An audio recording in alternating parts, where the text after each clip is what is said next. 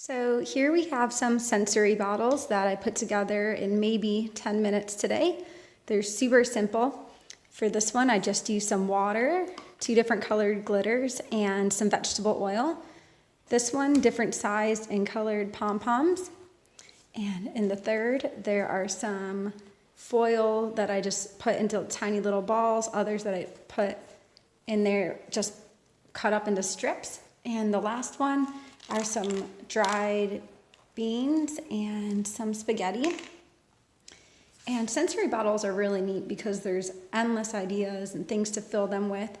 But it's super important for children, especially young children, because they're called calm down bottles or sensory bottles sometimes. They can watch the contents descend and swirl, and that can not only mesmerize children, but can calm their breathing and help them regulate themselves and their emotions.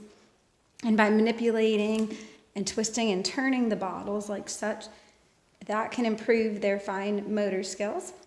And it's also a great science project or science activity for them because they can learn about cause and effect, what happens when you tip it upside down and the objects fall to the bottom, or the sound, if you shake it, it makes a sound, if you stop, the sound stops.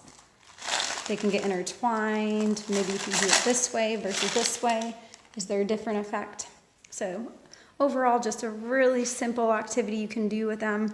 And if they're not old enough to help in making it, you can still give it to them and just use it to stimulate their senses and just enjoy playing with it.